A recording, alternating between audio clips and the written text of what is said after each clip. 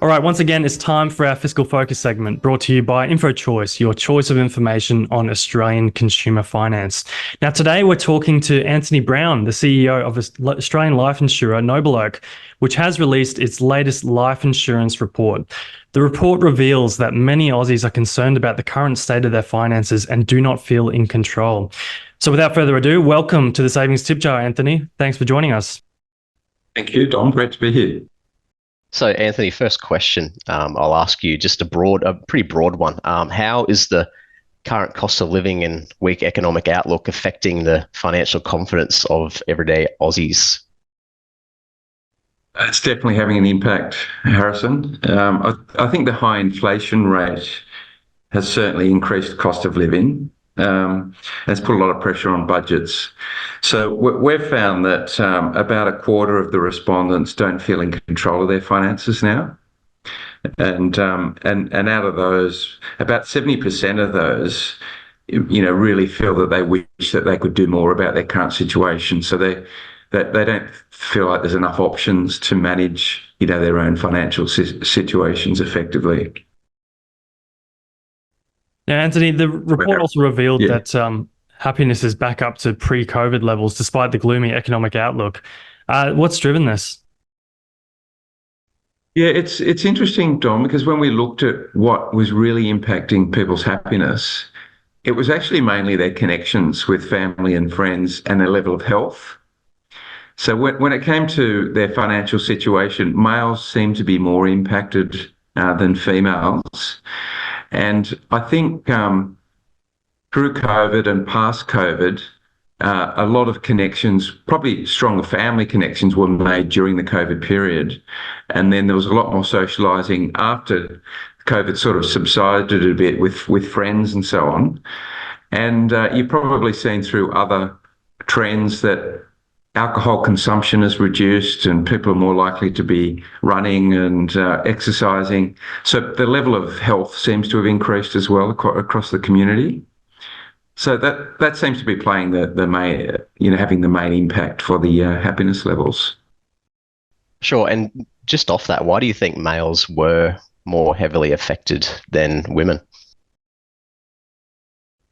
It's a good question, Harrison. I think there's nothing actually came out of the survey as to why that is the case, but I suppose our general feeling is maybe there's more connections with some of the females than they are with the males. The males are often more likely not to have as strong connections, and when they don't have those connections with their family and friends, they're less likely to kind of yell out and do something about it than females. Well, another thing the report found was that people are prioritizing life insurance products over consumables more than ever before. So how's that come about? Yeah, look, it's a good question. In 2019, life insurance was fifth on the list of things that people would cut back if they had to reduce their expenditure. But in the most recent survey, it actually moved to 11th place after grocery costs. And what we've found is often people become more risk averse in tough situations, and they do actually protect themselves and their loved ones more. They're more likely to look after their loved ones and be worried about the worst that can happen. So life insurance, we often consider it counter-cyclical. When the market is down a bit, people are actually more conscious of life insurance and less likely, to cancel it or reduce their expenditure. For sure. And we'll move now to just having insurance inside or outside of super. And super is really one of the unique features of Australian finance and is a large part of why Aussies are generally wealthy on a global scale. And another unique feature of super is that insurance is often included in super, and until recently it was an opt-out sort of feature. So just run us through some of the pros and cons of having insurance inside or outside of super, and is it better value to have it inside of super? Yeah, I should sort of just qualify this and say, obviously it depends a lot on the individual, and I'm not a financial advisor, so I don't want it to seem like I'm giving any financial advice. But just generally speaking, with super, there are some advantages in that often people get it automatically with their super fund that they access. They'll get a certain level of cover. It's often not much, but it's useful that you have access to that straight away. And it's obviously the life insurance is paid out of your super contributions and the funds in your super fund. So it's at a lower tax level, which can be advantageous for some individuals. For others, it's less advantageous because they want to maintain their maximum investment in their super fund and they don't want it depleted through life insurance. So some people do opt to buy it more directly, either in addition to their super insurance or because they want more control over the policy. They can move it around. If the super fund changes, they've still got it, for instance. So it's more portable.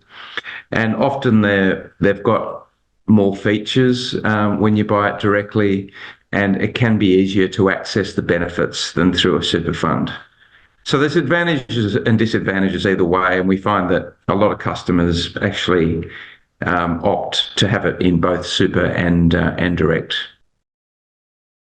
Now, Anthony, in the inflation figures that we see come out from the ABS, we keep seeing that insurance seems to be outpacing inflation and really driving quite a lot of it with some pretty rapid premium increases. So are we seeing, is that more of a general insurance thing like home and car insurance as opposed to life insurance, or are we seeing similar sort of premium rises in the life insurance space? With life insurance, there's often a couple of factors that lead to the increase in the premium each year. One is CPI. So if inflation increases, your premiums do generally increase by that inflation rate or around that inflation level. But there's also your stepped increase as people get older. Most policies have the mechanism where you pay more because you're older and therefore the risk profile's a bit higher, which is kind of how insurance works. So I guess the idea is if something unexpected happens and you need a lump sum, that's funded by other people who are also investing, in life insurance. So it will go up more often than inflation each year. For sure. And just back to NobleOak's survey around, COVID, and that COVID may have caused a shift in how many people sort of perceive life insurance. Is there, and to your other point about not providing financial advice, but is there a general age that people start to look more heavily at life insurance, or like a life stage, mortgage, kids, or have you seen a bit of a shift in this environment since COVID?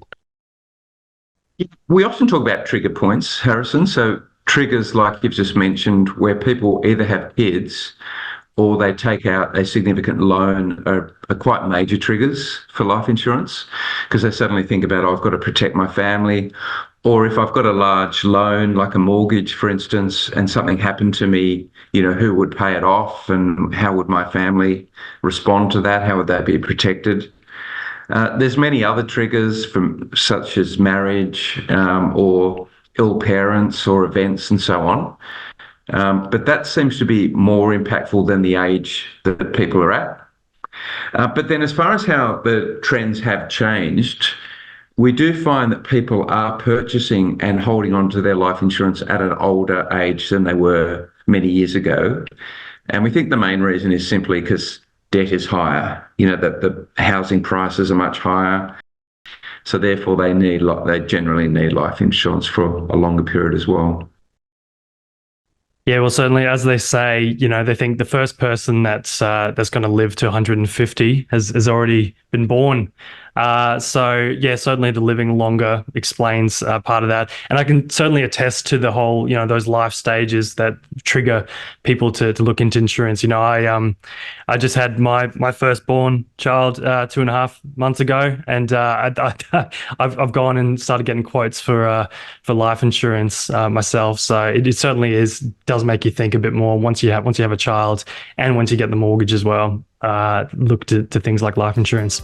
Unfortunately, we're out of time, Anthony, but really appreciate having you here on the Savings Tip Jar. Thanks for your insights. Sure. Great to speak with you. Amazing. I'll Thanks, speak to you Anthony. soon.